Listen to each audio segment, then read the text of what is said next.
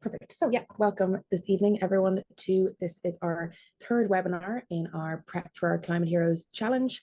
And this webinar, we're going to be focusing mainly on sustainable food systems. I'm going to start off a little bit by just explaining what Climate Heroes is to those people who might not be signed up yet. I know the majority of you, I know faces from other webinars, and most of you will have come having already signed up to the competition and being part of a group. But if you are not in a group yet, Climate Heroes is basically, in a nutshell, a community climate challenge where different members of community groups sign up to work together to try decrease their carbon footprint, both by doing individual actions and by encouraging other people in their community to decrease their climate footprint or their carbon footprint. The competition this year runs from the 15th to the 26th of April.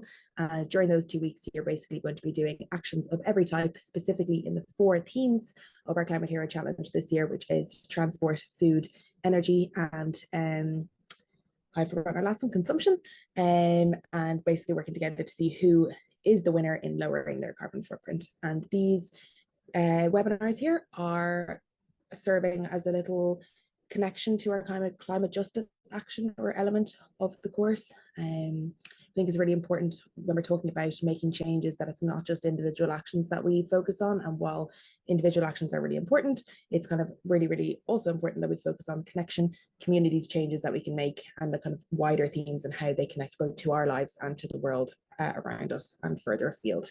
And that is what these webinars are aiming to do and get us chatting today with this evening. So to get us chatting and to start us off, I would love if people could introduce themselves just really quickly. It's basically just saying your name, and if you're part of a community group, what is that? Maybe that's the group you signed up with Climate Heroes this evening, or maybe you're planning to sign up together. So basically just introducing yourself, what's your name, and what community group are you part of? And anyone's brave enough to go first, we'd love to hear from you. I'll go first there. I'm Mary. I live in North Dublin and I'm doing Climate Heroes for the first time. And I am really looking forward to it. Thanks, Niamh. Thanks, Mary. So anyone else, just feel free to unmute yourself and tell us who you are this evening. We'll just go through people.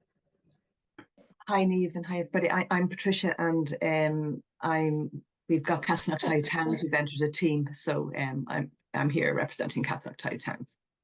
Thanks.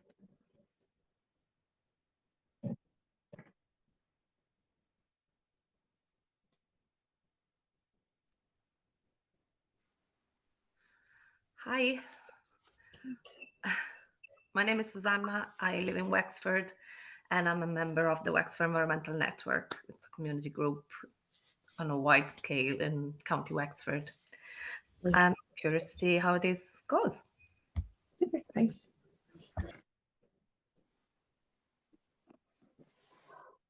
Hi, my name is Dervla New Lyon. I'm also from County Wexford, but from a group in Enniscorthy called Sustainable Enniscorthy.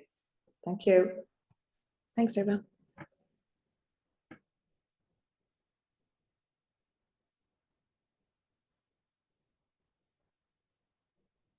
Hi, everyone. I'm Ettore. I'm part of the Brucewood Club that works in Uppsala in Sweden, fighting food waste and food insecurity. Thanks. We'd love to hear more about your work in our chats later. Thank you.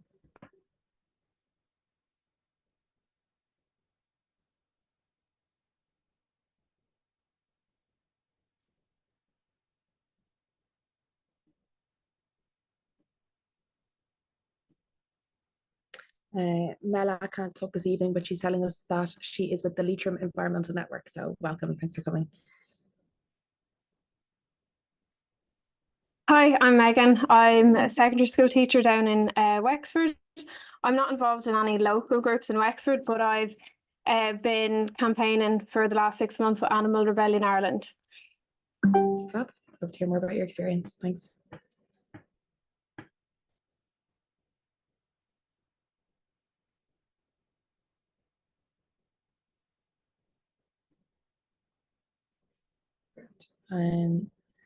So if anyone else would like to introduce themselves throughout the webinar, go ahead and just unmute yourself and have a chat with us. But if you can't talk this evening, we understand and no worries. But welcome everyone. Thanks for joining us. Oh, we have someone else. How's it going, Niamh? My camera isn't working at the moment. My name is Trevor Seary. I'm with Leitrim Environmental Network, and I'm here to learn as much as I can about sustainable food. Good stuff. We're here to discuss a lot of things today, so we'll love to get your input, and no worries that you can't turn your camera on, so thanks. Need someone else in the chat there.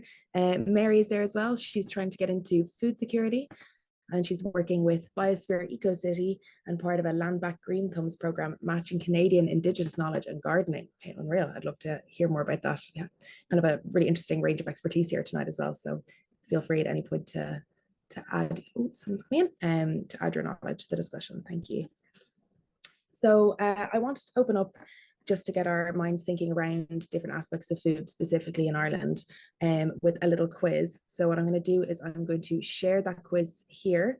The answers won't come up straight away. It'll just give you a chance to answer. I think there's about 6 questions, and I'm just going to give people 2 or 3 minutes to have a go at answering that and to have a guess. And when that is finished, we are going to kind of discuss, should be coming up now, discuss how we feel around those answers, what we think, are we surprised by any of the answers to that quiz. So you should see that come up on your screens now. Can people see that? Yeah, I see people answering it already, so we definitely have it up on the screen. So I'll just give you 2 to 3 minutes, have an answer those questions.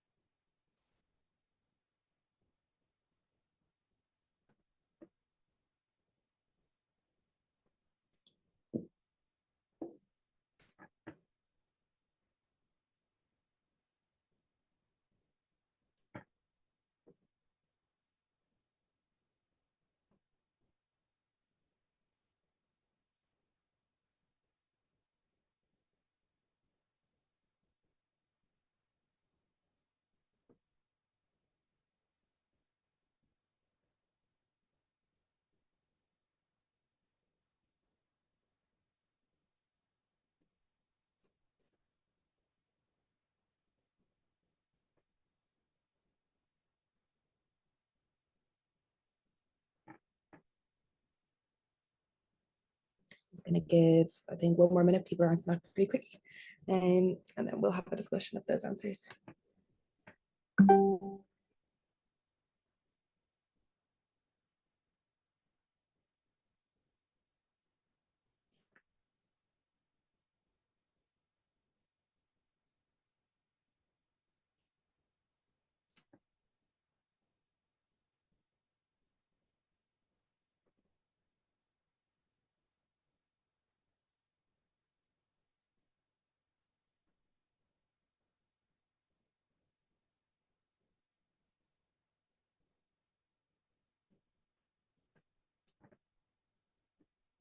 Okay, I think most people have answered most of the questions by now.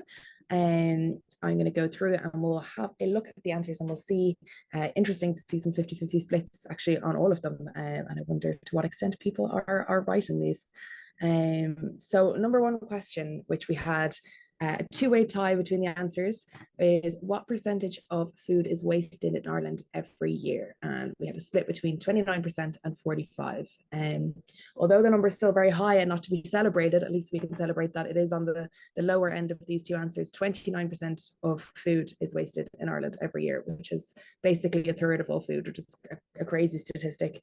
And I think globally the answer is a bit higher, with a third of all food in general worldwide is wasted. And hopefully we can have some kind of discussions around food waste later, what leads to that and what we can do to prevent that. And I think that will be an important part of your Climate Heroes Challenge, is tackling food waste individually in a community, and what can be done around food waste issues. And I hear from those introductions tonight that we might have some expertise around food waste issues. So we'd love to hear more from your voices during the discussions in a minute. Our second question was, what is the number 1 food wasted in Irish households? A huge split here, but vegetables was seen as number 1. I also would have guessed that, but according to the Environmental Protection Agency report, it's actually bread is the number 1 thing wasted in Irish households. So we only had 1 vote for that. So give yourself a pat in the back if you got bread there. I think vegetables is in the top 3. I think it might be number 2, but bread is currently the number 1 thing that is wasted in Irish households. So again, maybe that's an action point that you can take, by seeing when and if bread is wasted in your community and what the different ways to prevent that are. And there's quite a good amount of resources on food waste, particularly bread waste, on the Good Food website, and I'll share some of those later. We're also going to be sharing a Facebook group where a lot of these resources will be shared afterwards. So I'll put that in there at the end as well. Third question. In Ireland, do we eat more local food or more imported food? And by local, I just meant in general, grown in Ireland. Be great that more local, the better. But in this case, yes, you are correct. 7 out of 7, we are right. 80% of our food in Ireland is actually imported, which is not only problematic if there's insecurity in the global food system, but also problematic with the amount of transport that is used to bring food into Ireland. So that is correct on that one, sadly correct. And that has already answered our question number 4, which is yes, more than 65%, actually 80% of our food that we eat today in Ireland is imported. Question number 5, quite an even split between that one. Which food has the largest carbon footprint? And overall, that is beef. And beef is the most intensely farmed in the world when we're talking about carbon footprint from food. But milk is one of the close behind it, not quite number 1. Number 6, I think, went a bit funny on this poll because it should be allowing you to write an answer in, but I'm not sure, did anyone type in an answer for that? It's just showing me here that people have answered, but not that there was actually space to do an answer. I tested that earlier and it worked for me, but apparently not. Does anyone want to shout out their answer or type it into the chat what sector they think in Ireland produces the highest emissions? Agriculture. Yeah, there you go. It made sense with this evening's theme. But yeah, agriculture is number 1 with well over 35% of our emissions in Ireland coming from the agricultural sector. Transport is number 2 at 20%, so it's actually a huge increase. It is by far number 1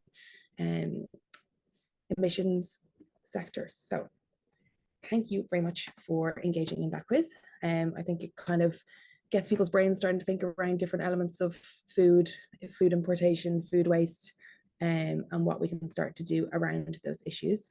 And so to kind of continue that conversation, I'm going to split people now into breakout rooms. And there should be enough. I think we'll just do 2 groups so everyone has enough of a chance to chat, but that there's enough people to have a chat with. You should see in the chat, I have shared a document, and that is a version of this document here, Perspectives on Food, and it's a collection of lots of different facts, figures, and opinions and pieces of research and science around different aspects of food and food waste and impacts of food. I'm going to split people into 2 breakout rooms. I'm going to give you 5 to 6 minutes, actually maybe a little bit longer so we can have a discussion, maybe 5 to 10 minutes to have a read of all the quotes and opinions and points on that document, and then to begin to discuss those questions within the groups, and then we're going to come back in together and share what we've discussed. Right, I think that is everyone back in with us today. Super. So I don't know to what extent you actually got to discuss those points. I know there's quite a lot of reading to be done and quotes on the screen, but even if you did manage to, and if you didn't, if anyone wouldn't mind sharing kind of which one of those quotes maybe stood out to them, which one they might agree or disagree with, which they were surprised or maybe not at all surprised by, which you think might be kind of the most important or the easiest within your group within this challenge to actually tackle, which might be the most challenging, or kind of any perspectives you've found while reading those quotes. I'd love to kind of hear some feedback and hear what others have to say. Or if you had a chance to answer any of those discussion questions, feel free to share what you've discussed in the groups.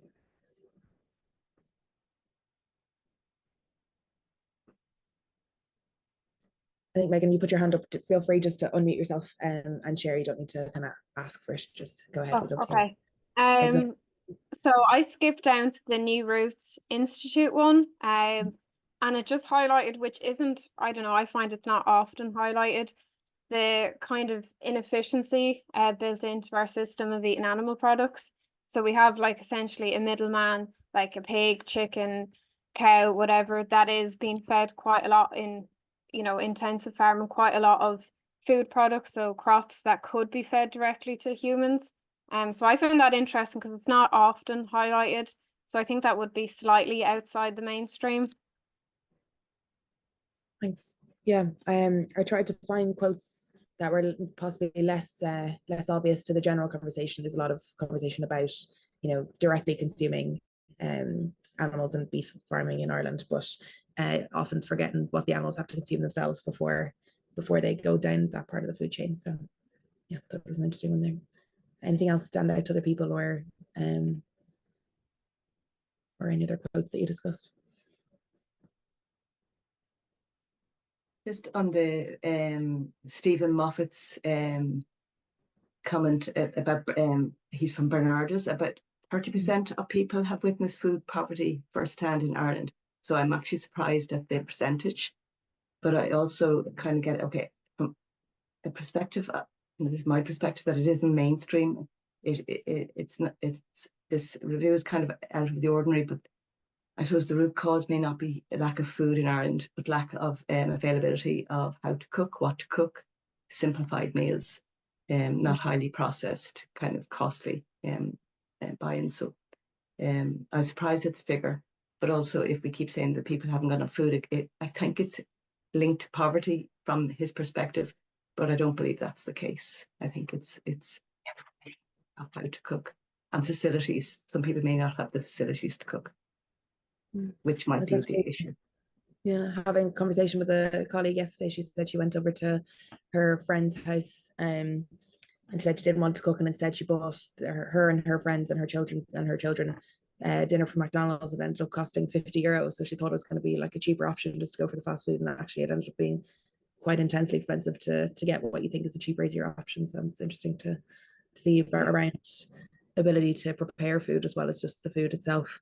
But also interesting because those two quotes are together, that Ireland actually has for quite a few years been very high up on the food security index, and to see that while we're ranked very highly, we were number 1 for a couple of years and then just slipped down to number 2 behind Finland, that we have a lot of people experiencing food poverty while also being high up on the food security index. So interesting kind of to see those two quotes beside each other, almost saying different things and saying, kind of whose experiences are highlighted in both of those areas.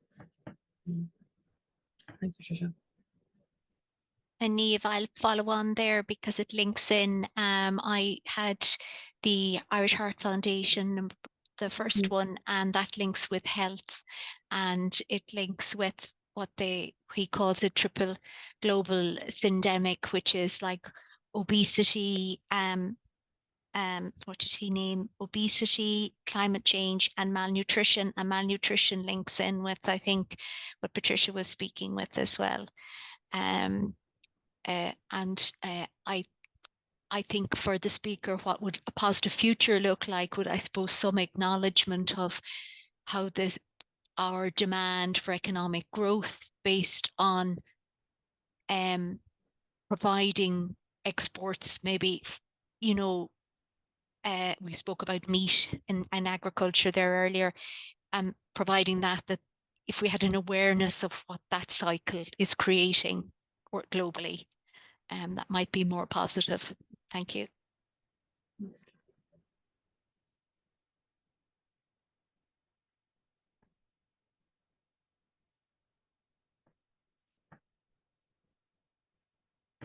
If you can't share tonight as well, if you feel free to send any opinions into the chat, and I can share them at any point as well.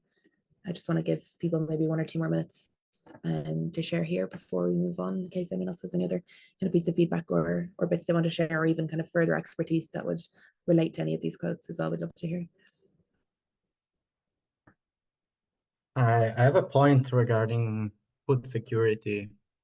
It's quite striking. Like if you compare like the high index in food security and also like the import. So the food security doesn't mean that the food is secure, but the supply chain or the bargaining power is strong enough to get the food into Ireland or into the industrialized world, where mostly the food comes from, I don't know, I would say European in Spain, but mostly for also like across the ocean and in places where food security is not guaranteed. So we have like a higher bargaining power over local producers. which is kind of a colonialist approach, or at least extractivist kind of approach. So I'm just like provoking, but like raising this this point. What do you think about the index itself? It's a good thing or is it a bad thing that we are very secure but relying on third parties or other people where the food is not secure to get? Yeah, that's an interesting point, especially when we consider as well 80% of Irish food is imported. So how can we say we're entirely secure? And if anything, in those supply chains of other places who are less food secure, who are sending a lot of their food to Ireland, you know, and any of those supply chains kind of broke down in any way as well, could we even say that we had food security like we do in that index? I wonder, yeah, the metrics they're actually trying to assess those under. So I wonder, would it be more important to have food security, meaning that we can be fine in Ireland if we stopped importing food? It'd be quite interesting to see. Just before I move on, is there anyone else who wanted to kind of add any final points to that? Because we have a guest speaker on in a minute who's going to be talking a little bit about food and community and the work they're doing around that. No? Just a general comment. Like I did try to kind of get a bit of each article. Just for a point in terms of the way things are actually spun about sustainability and environmental aspects. They're all negative articles. If there's the same with the news, I don't watch the RT news anymore because it's all negative. But if there was an element of positivity in some of the articles, I think it would be better in terms of sustainability to promote the aspects of sustainability. But I have no doubt the next speakers are going to be talking about the positivity aspect. But it's just something that gets me, it puts people into a freeze mode rather than actually take action. So if you have a best practice, it just in my opinion, it motivates me to actually make better conscious decisions, to know that someone else has done it a correct way or a more sustainable way. Just a general point. Yeah, no, that's a great point, Trevor. And I suppose when I was actually researching things, it's always easier and more available to find the harder hitting news stories rather than the positivity. It can be actually, you know, positivity doesn't sell newspapers, so it's harder to remember to go looking for the good points.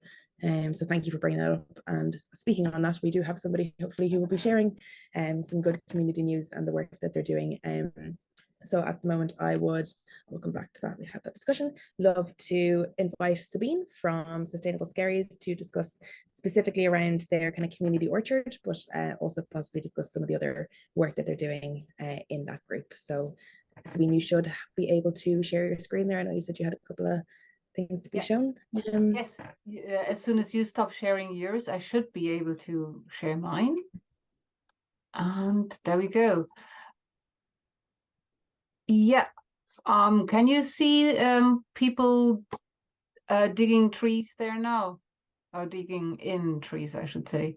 Well, I'm with Sustainable Skerries, and a couple of years ago, we got the opportunity to get some seed money from an organization called ChangeX. Maybe, I think, Susanna, for instance, you might have come across them before, because I believe you're involved in community gardens and that kind of thing in Wexford. So our objective as Sustainable Skerries, if I just go back to our main page here, is to empower our community towards a sustainable and resilient future for Skerries, to make Skerries, that's a small town just north of Dublin, to make Skerries resilient, regenerative, and a great place to live for all now and the years to come, as part of the Skerries Community Association.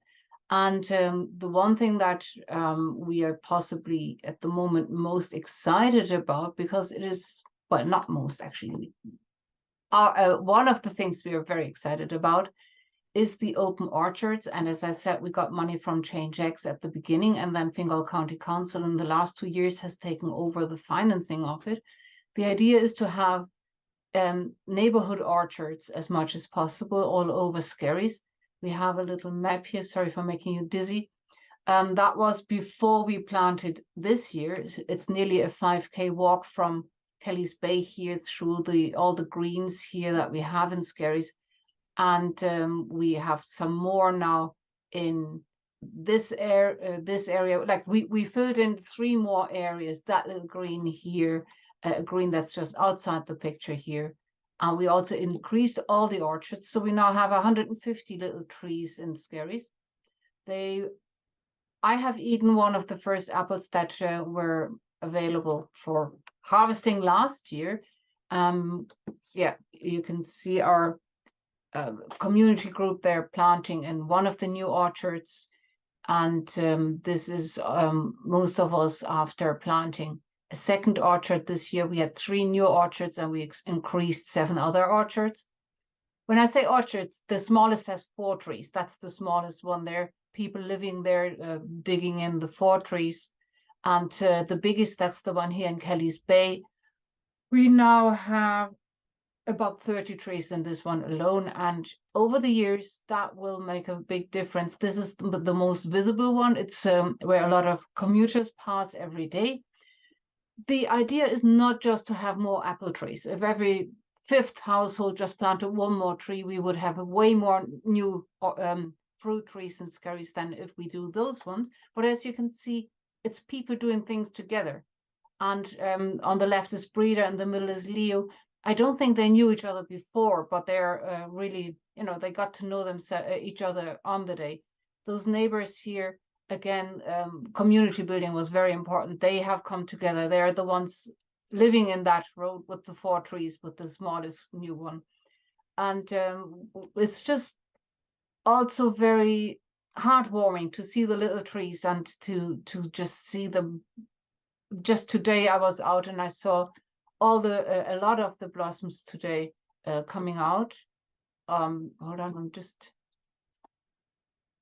yes.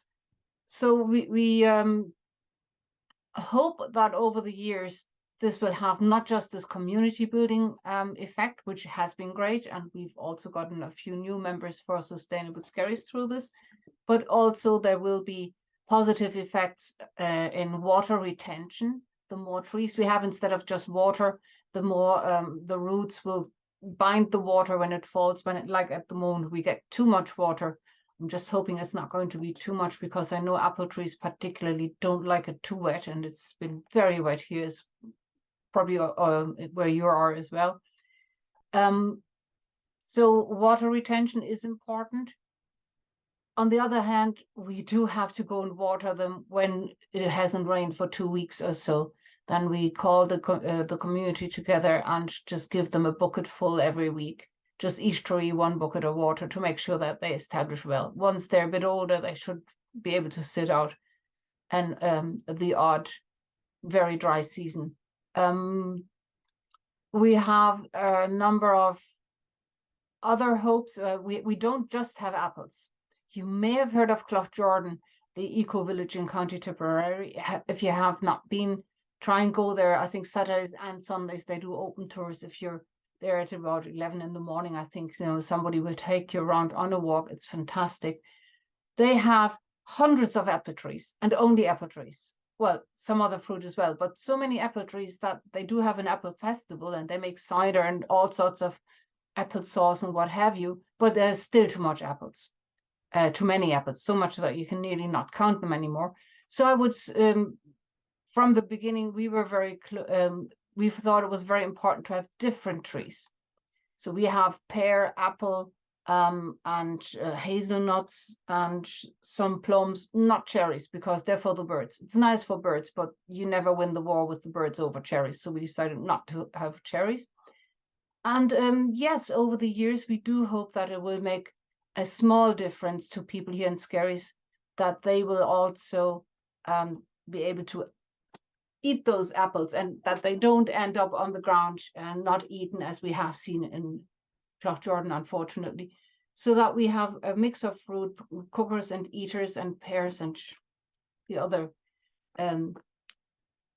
apples that are the other fruits that I mentioned recently. That's one of the things we're doing. And I did hear other people saying that they had gotten their own apple trees singed, or some others as well, but actually mainly apples, because they realized that it wasn't that difficult to have didn't take that much space to have an apple tree if you buy the right one. So our little apple tree initiative has led to other people having apple trees in their back garden now. And yeah, that's just one thing I'd say. If you have questions, I'm happy to let you know more about this, but sustainablescaries.com will get you to our website with a lot of information. And if you're around in Skerries, we have a talk about gardening for pollinators with Charlie Hiesman. We have a lot of information on pollinators, especially on the bumblebees, and in particular on the large carder bee, which there is a project. Some people here in Sustainable Skerries are particularly invested in the pollinator action plan. And oh yeah, before I forget, we will have a, where are we? We are going to have our second Eco Festival here at the end of September. So if you haven't been to Skerries, maybe come and see us then. Yeah, that's me done. There we are. Come to Skerries. See you all in September, I hope.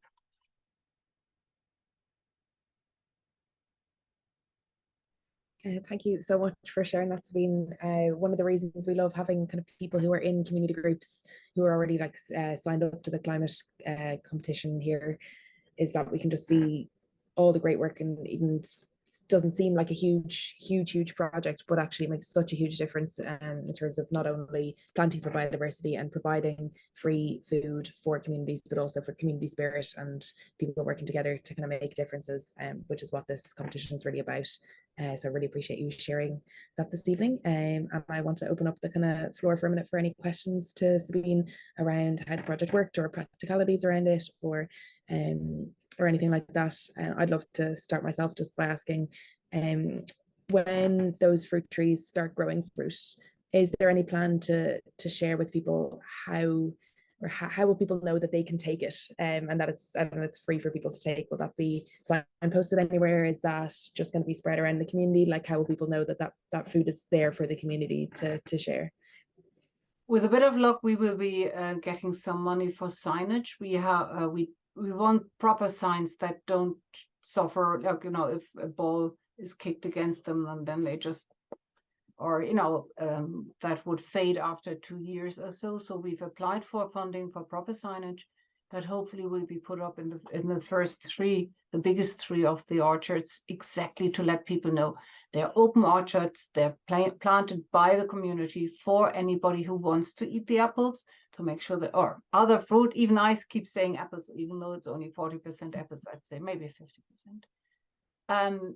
That you also need to know when to pick an apple, which is you try to twist it a tiny bit, and if it falls into your hand, it's ready to eat, and if not, you just let it grow until it is ready. Otherwise, it'll just be too tart and not nice to eat at all. So that is important to put on there on the signage as well.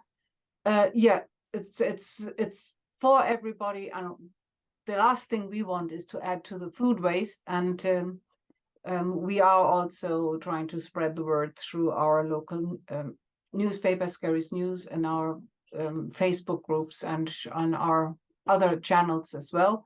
So far, we've only had a few apples, and I think they were all eaten. But I'd say this year we could have a few more. So that's why we are hoping to get those signs up to make sure people know what to do with them. Great, thank you. Does anyone else have any kind of questions for Sabine around the work they're doing with the community orchard or further?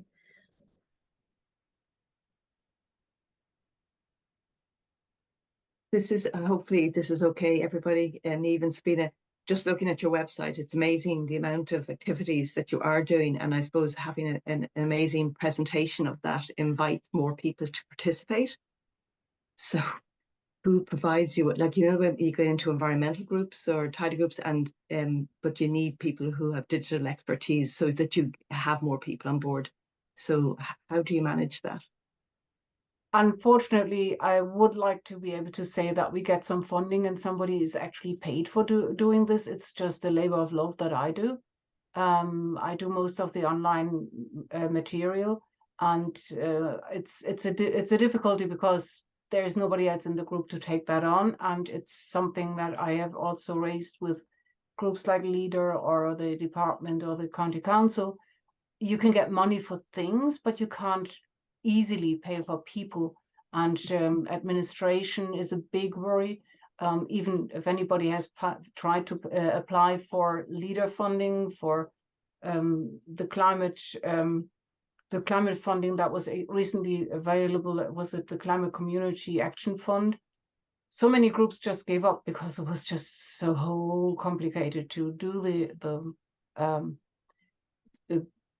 the application, and just so much time that goes into it. We've gotten some LEADER funding. If you look at the website, we had a Skerries Ecotown course, which was fantastic. We went to Cloughjordan for a weekend. We paid everything ourselves. It's just the course that they taught us was paid for. And we then had a weekly, 6 weeks, a weekly Zoom call, which was excellent with people from Cloughjordan.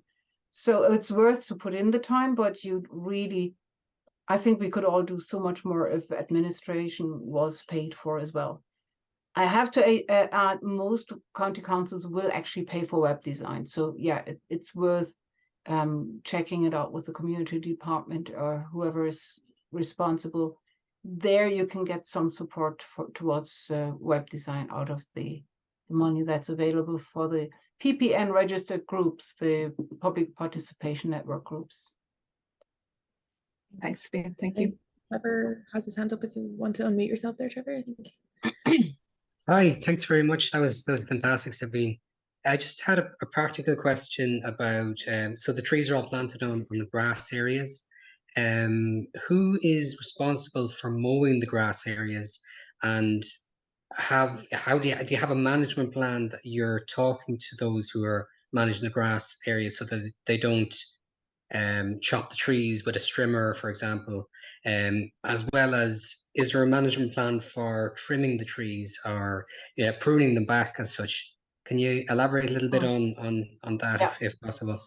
The first thing that we had to do before we even planted the first tree was to win the support from Fingal County Council. All the trees are on County Council ground. And then the second was to get the local communities on board as well, because we needed to make sure that they go where people want them and not where kids are playing ball, because that would damage them as much as trimmers would.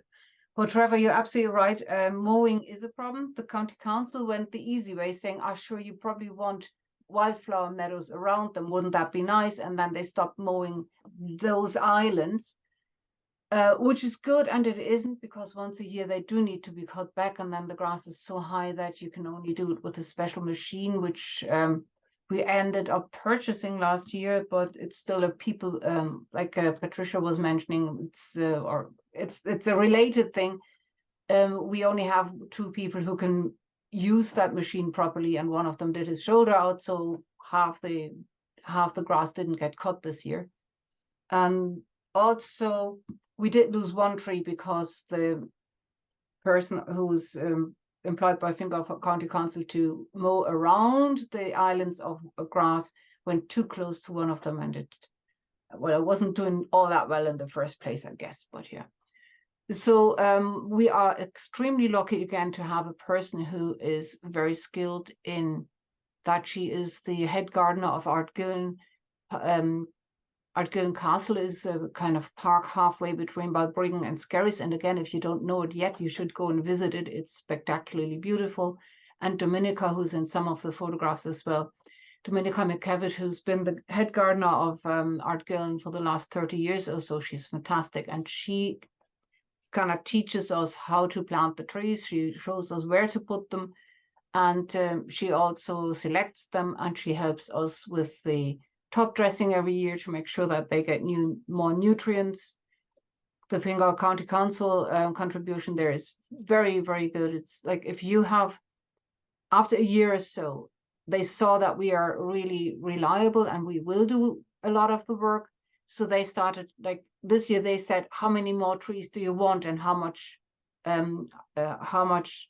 manure do you want? And Dominica just ordered it for it, and she also cuts back the trees as necessary. So far it's been manageable, but we'll probably have to look at what to do in future. It's not 150 trees that need to be trimmed every year, and possibly I'd say we put another 50 down.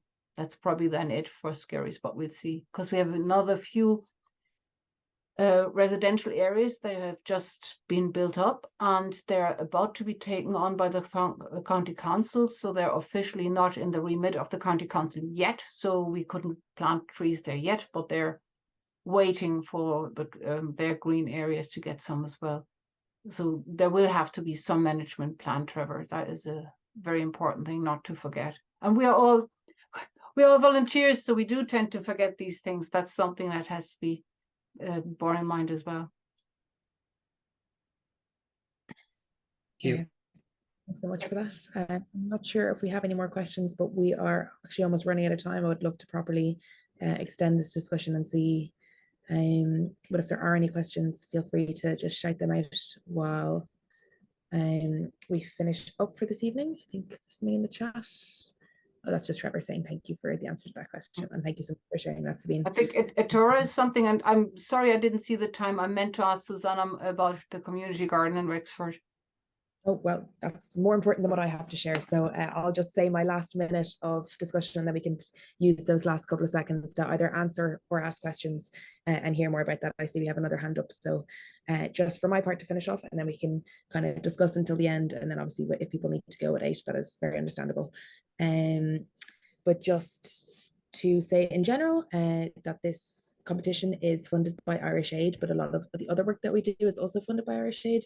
And we would love to be able to kind of see what work the community groups are doing and be able to support on that. We, with that funding, can provide things like free workshops on global citizenship. We can kind of try help with different action plans that community groups have. And basically, we'd love to be able to help you in any way with that. And if you have any kind of questions around the work that we do or how we could support any of the things that you're doing, you can feel free to email us at sdgs@globalactionplan.ie. If you haven't signed up for Climate Heroes yet, or your group hasn't, I would super recommend it. It's a really great challenge. It's a great way of not only making some kind of individual change, but also really trying to work together as a community to make changes. And as we can see with Sabine's project there, things can make a huge difference to communities by working together. And maybe Climate Heroes is the thing that you need to kind of launch those plans together with your groups. I'll be sharing the information about that Sustainable Skerries project and other things we've discussed today in the ACT Facebook group, which you'll get a link to after this webinar, and I'll also send out the recording as well. So that's, I suppose, it from me. I see we have a question, and then if anyone else wanted to share, for example, Patricia, you were saying about there's some knowledge about a community garden that I haven't found out about, so I'd love to hear about that as well. So yeah, that's it from me. Thank you. And Ettore, would you like to ask your question there? Yeah, thank you. Thank you for the presentation also. I have a question for Sabine about how do they get the land designated for the reforestation? Or also like, is it private land or like it's land from the municipality, and how do they manage to? We don't have municipalities as such in Ireland. It just goes to county level, which is like maybe 20, 30 towns, often cities. And they own or they're in charge of the green space in the middle of where people are living. There's often a large area, and we talked about it here locally. And when we found areas where people really wanted to have the mini orchards, it's only between 4, 8, maybe 10 at the beginning, and then could grow the next year. We then met with the operations, the parks and the parks and green, parks and I can't remember the second word, but operations people who are responsible for the parks and the open areas.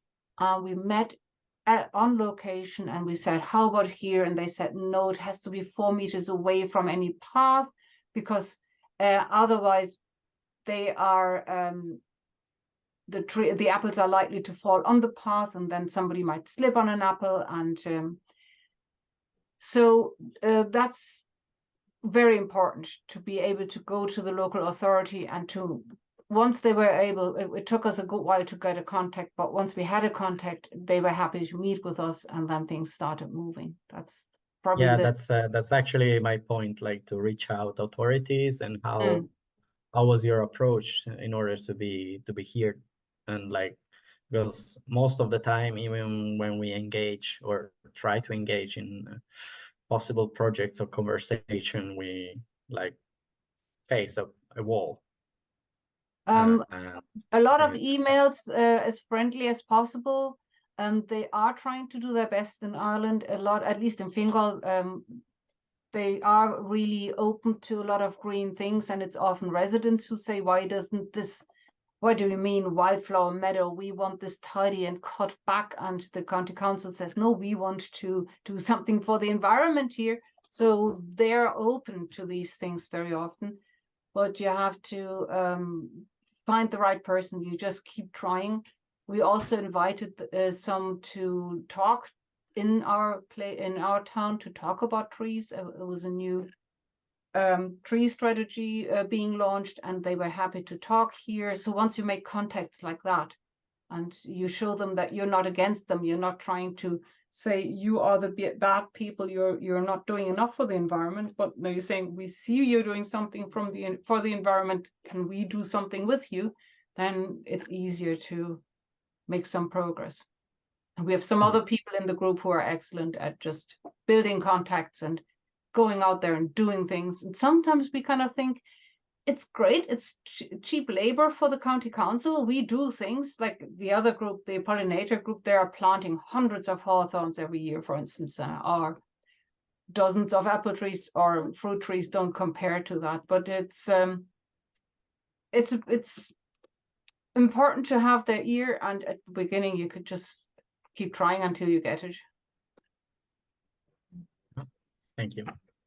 Thanks so much. I know it is past 8, so if you want to head off now, that's great. But I wonder, Susanna, would you have maybe a minute just to discuss your project and what you're doing? Because I'd love to hear more about that. And the more community projects we have to share, the better, in my opinion. So we just even had a minute or two. Just Sure.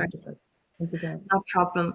I put a link actually in the chat, so if anybody wants to look more in detail, there is we have a website, and one of the section on the more menu explains what this edible project is about.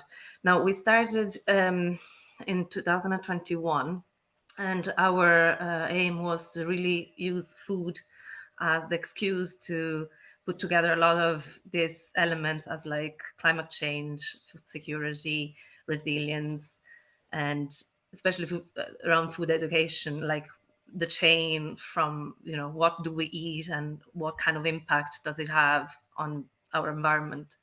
So just to cut a very long story short, we approach other groups as well. So our group, our edible group, is just a few people, and we kind of target where to do these edible gardens, which could happen anywhere as long as people are happy to maintain them. So, for example, our pilot project was in the school where my children go. And then we have contacted a few Tidy Towns groups around Wexford. And with them, we have initiated a few edible gardens around. So edible gardens is anything that can be eaten by people or by animals. So we, depending on the area, we can create proper orchards or raised beds with actual annual foods, like it happens in school. The school has everything because it has the raised bed. There's people there going every day, like children, obviously.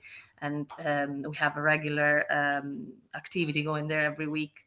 But also more recently, we have connected with the council in Wexford Town, and we have restored, say, they had 10 raised beds that were part of a previous project that was abandoned during COVID, I think, or even before then.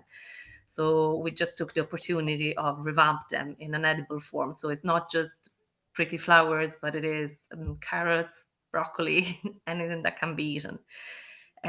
So we just get together, and basically we don't ask for funding right away, because we really believe in the power of sharing, and everybody has something that they can bring to the table. So for example, in the school, well, there are funding available already in the groups that we go to. So if we go to a school, there's probably a budget that could be used for purchasing seeds or, you know, compost or anything that needs to be used. While, for example, when we went to council in Wexford Town. We connected with Tidy Towns, we connected with the development officers of the area. So we with other community groups like Men's Sheds or whoever was in that area basically, and everybody could bring something in. So that is the core of the idea. So it's not guerrilla gardening, but it's, can we do this in this place? Are you happy for us to do it? Are you happy for your house and estate to have a corner of your unused lawns? Because like there's plenty of greens that are not used for children to play or for amenities to be built, that could become a very simple herb garden. So it could be anything. It could be flowers, could be herbs, could be vegetables, could be trees. Or a combination of all. And I have to say the response is very positive. Like people really respond well to that. And depending on where you do this, so for example, again, in the school, there is a huge focus on the education element of this. So children are learning how food is grown. They're learning the connection between what they eat and the impact that the food has on the environment. They understand the seasonability of the ingredients. So they understand that like what they found in shops every day of the year might not necessarily be a good thing to purchase because it might come from the other side of the world.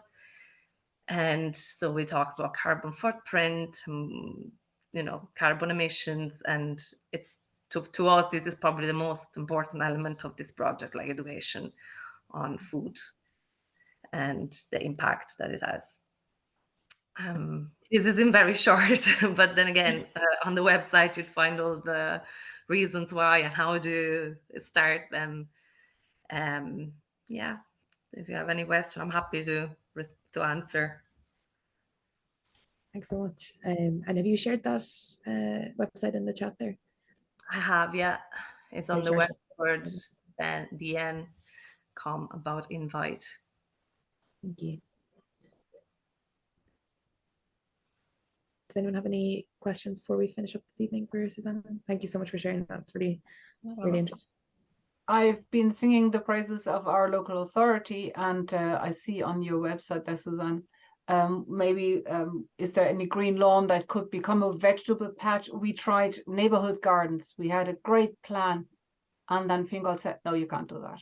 I was just, no. So you might be able to just do something like that, but with our local authority for public, whatever reasons, it's not possible to put up those, which is a big pity. We decided to just not fight that fight and just plant more trees this year, maybe in the future. Try again, because I love the idea of an edible landscape. See, a lot of the resistance sometimes it comes from the problem of insurance. So they don't want to pay for liability, basically. We don't fight against them either. We try and ask. We were lucky enough that the Wexford Council already had that area kind of set up for it. So we had to pull a few strings and, convince them a little bit, but it was kind of suited. We wouldn't go, say, on a public park and ask for that. But for example, join in with Tidy Towns group that are open-minded, and so they're less tidy and more environmentally kind of aware. And there is a lot of potential in the areas that they have in their remits already. So that it doesn't have to be the edible project coming from the Wexford Environmental Network. We don't care about that. We care that this is done.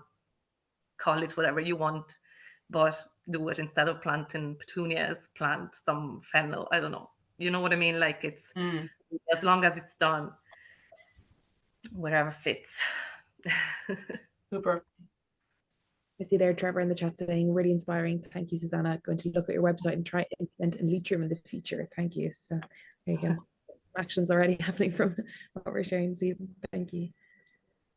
I would just like to share today I saw loads of dandelions growing in around Swords, and just within a week, and it's just lovely to see that beautiful yellow natural glow. And I was thinking about what you could do with all those dandelions, making tea and different medicinal things. So it's lovely to see that being left to grow.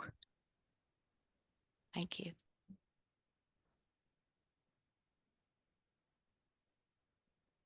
Victoria, did you have another point you want to say? Yeah, no, just like remind me like how like from the private use of land or like institution, like if you don't have the opportunity to actually plant trees, like a good trend that I saw like at least here in Uppsala, like university, since it's like a very university-based city, they started to leave under pressure of students, obviously, like patches of grass, like uncut.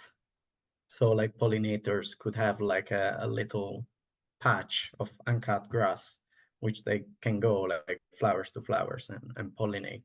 Maybe it could be like a good idea to spread in a small neighborhood or in a city, like a campaign, like leave a bit of grass or flowers for pollinators, like to strengthen the ecosystem and bring animals back, and also who feed on them, and all the ecosystem that like turns around the backbone of like flora and fauna.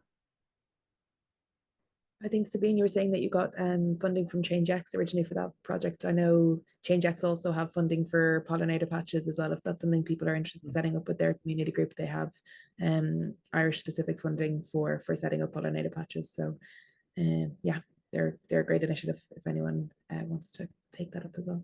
Thanks.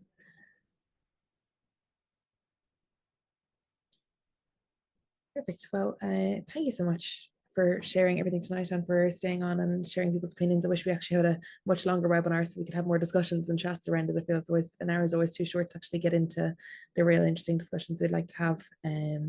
But good luck in the competition. We have one final webinar in this kind of pre-series next week, and that is around energy. And we'll also have a speaker from our community group coming in and talking about how they set up their sustainable energy community and the projects that have come out with that. So it'll be interesting to hear and share from as well. But I think we are done for this evening. So thank you again, and thank you so much to the people who shared about the work that they're doing, and good luck with all the work that you continue to do, and have a wonderful rest of your evening and rest of your week. Bye. Bye. Thanks, Niamh. See you then. Thank you. Thanks. Bye-bye. Bye. Thanks very much. Bye.